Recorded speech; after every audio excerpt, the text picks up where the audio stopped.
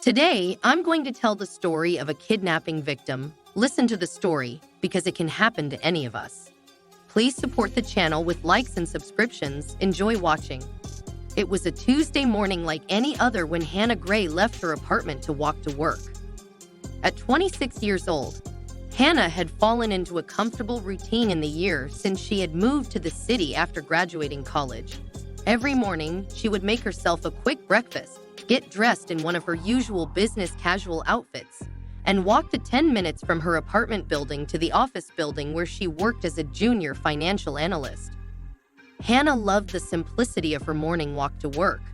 She would pop in her earbuds, listen to her favorite morning podcast, and walk the same path she always did, waving to the familiar faces running the coffee shop, walking dogs, and waiting for the bus. She found comfort in the mundane repetition.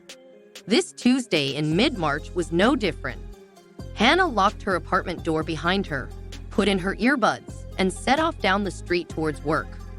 After walking just 2 blocks, Hannah's podcast was suddenly interrupted by the ping of a breaking news alert.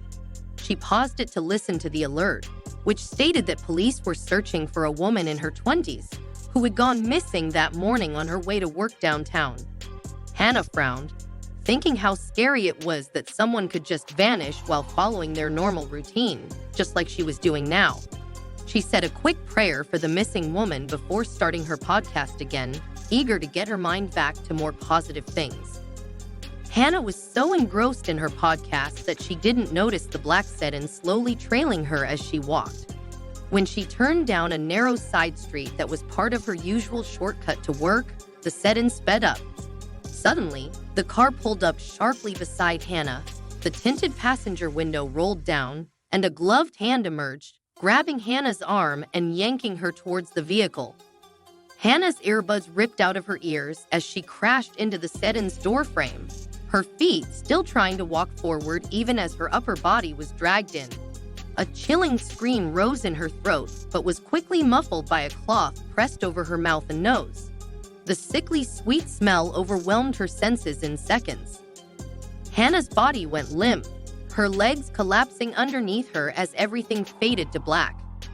The whole abduction took less than a minute. The sedan sped away, turning down side streets and alleys until it reached a parking garage downtown. Hannah Gray was gone without a trace, exactly as planned. The only sign left of the kidnapping was Hannah's phone laying cracked on the sidewalk, the breaking news alert still flashing on the screen. Detective Erica Cole took a deep breath as she ducked under the police tape marking off the scene where Hannah Gray had last been seen. A young analyst on her way to work, snatched in broad daylight. Cases like this were always tough. Erica steeled her nerves as she began examining the scene. She knew the first 48 hours were critical in abductions. The chances of finding Hannah alive decreased drastically with every hour that she stayed missing. Erica noticed Hannah's cracked cell phone on the ground immediately. She called to a uniformed officer who was interviewing a witness. "Bag this for evidence and get it to tech. There could be clues on it that would help us track down where she was taken." The officer nodded, carefully collecting the phone. Erica began to canvass the area, looking for any other evidence or surveillance footage that could give them a lead. Most people had been commuting to work and hadn't noticed anything out of the ordinary.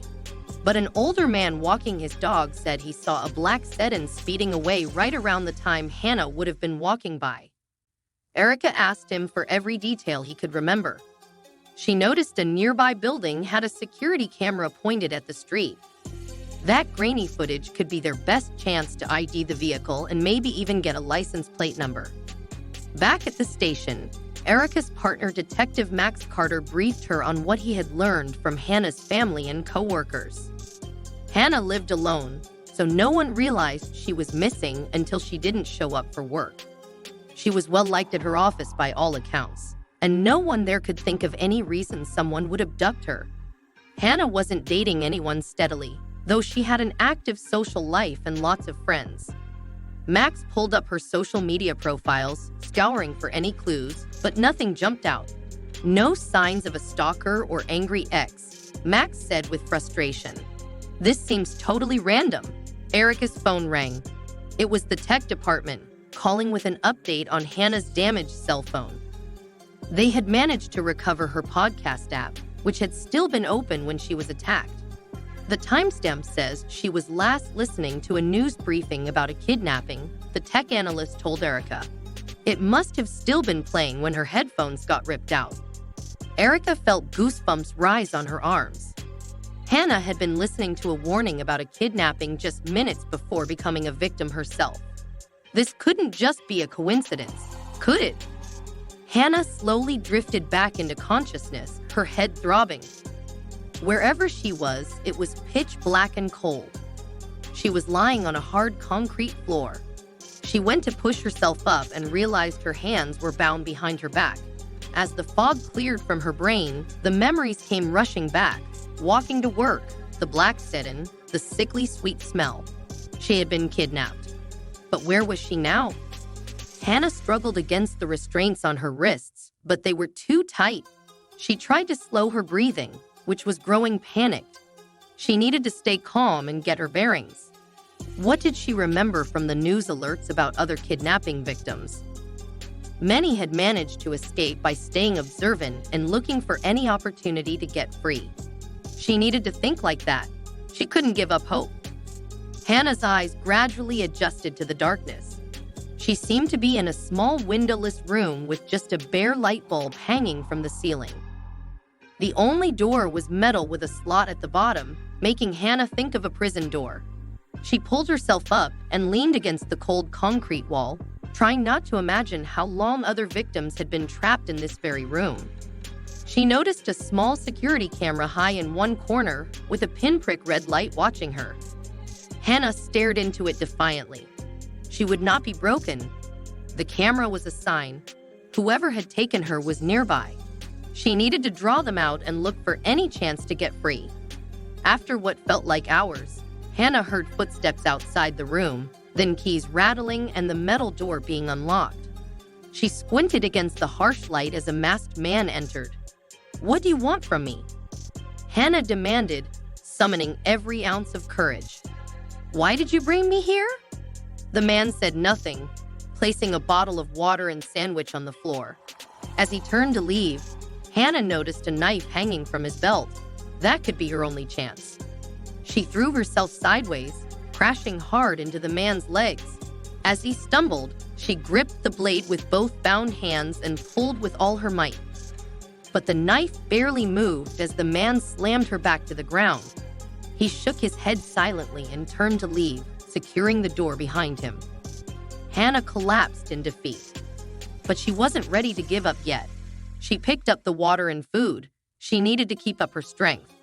She had to keep fighting and wait for the perfect opportunity to make her move. With new resolve, Hannah took a long drink of water and began to plan her next escape attempt. She would get out of this alive, no matter what it took. The tech team managed to enhance the security footage. Erica announced to the assembled task force. The kidnapping vehicle was a black sedan, confirmed make and model is a 2010 Ford Taurus. We got a partial plate number 2, starting with WFU. I need all of you going through stolen vehicle records and traffic cam footage to track this car down. The room buzzed into action following this first big break in the case. After 36 hours with no ransom demand, they were starting to fear that Hannah was the victim of a notorious serial kidnapper and murderer who had claimed 2 other young women over the past year. The MO was eerily similar, women vanishing off the street in broad daylight. But this was the first time they had a vehicle lead. "Detectives, you need to see this," an analyst said, hurrying over to Erica and Max. Patrol just found the Ford Taurus abandoned in a parking garage downtown. It was reported stolen last week. Forensics is already there dusting for prints. Erica and Max raced to the scene, hoping for more evidence. The lab would swab the car's interior for DNA, looking for any hair, skin cells, or blood belonging to Hannah or her captor. "We're coming for you, Hannah," Erica whispered as CSU continued processing the sedan. "Just hold on a little longer." She said a silent prayer that Hannah was still alive. Hannah had no concept of day or night in the windowless room that had become her prison. The flickering light bulb overhead never dimmed or brightened. Meals of sandwiches and water were brought sporadically by her silent captor. Hannah's attempts to question him were always met with stony silence. She stopped asking and focused only on watching him closely, looking for any openings to overpower him. During one meal delivery, Hannah noticed the man was not wearing the usual knife on his belt. Seeing her chance, she sprang up and threw all of her body weight against the door just as he started to close it.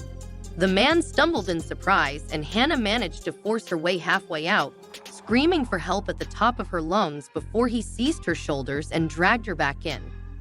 He slapped duct tape over her mouth before tossing her food onto the floor and leaving without a word. Hannah knelt, disheartened but not yet despairing. She was getting closer. She would find a way out. Meanwhile, the police investigation was heating up. The DNA evidence from the abandoned sedan had revealed two distinct genetic profiles, one male and one female. The female profile belonged to Hannah, confirming she had been inside the vehicle shortly after her abduction. But there were no hits on the unknown male profile in CODIS, the criminal DNA database. Erica worried their kidnapper had never been caught before now. However, a wider database search finally yielded a hit on the mysterious DNA. It belonged to a Samuel Lewis, a 30-year-old with a history of petty crime but no violent offenses. His home address was across town from where Hannah had gone missing. Erica mobilized the team to converge at Lewis' house, hoping against hope that Hannah was being held there so they could finally bring her home. Hannah awoke to the sound of shouts and heavy footsteps. Had her captor returned with more accomplices? She shrank against the wall, heart pounding as the commotion drew closer. The metal door was flung open, momentarily blinding Hannah as flashlights shone in her face. "Hannah Gray," a shocked female voice said. "I'm Detective Erica Cole. We're here to rescue you." Hannah nodded mutely, too overwhelmed with shock and relief to speak. As Erica helped her out of the underground room where she'd been held captive, Hannah got her first glimpse of Samuel Lewis. He was face down on the floor with two officers forcing his hands into cuffs. "We got him, Hannah," Erica reassured her. "He can't hurt you or anyone else ever again." At the hospital, Hannah was treated for malnourishment and minor injuries from her abduction and captivity. Her parents rushed to her side, tearful with joy at having their daughter back safely. Hannah recovered physically within a few weeks, but the mental scars of her trauma would take far longer to heal. She met with a therapist multiple times a week, working through the panic attacks, nightmares, and paranoia that plagued her. But surrounded by the love and support of her family and friends, Hannah was determined to regain the life that had been stolen from her. Samuel Lewis quickly confessed to Hannah's abduction and imprisonment along with two previous murders. In interviews with police, Lewis revealed he targeted young professional women who stuck to predictable routines, allowing him to plan their kidnappings in advance. Hannah's case was his first abduction that didn't end in murder. Prosecutors believed her quick thinking and willingness to fight back had saved her life. At Lewis' trial 6 months later, Hannah bravely took the stand to deliver a victim impact statement. She described the lasting pain and disruption his crimes had caused, but emphasized that she refused to be defined by this tragedy. She was reclaiming her power and would not be intimidated into hiding.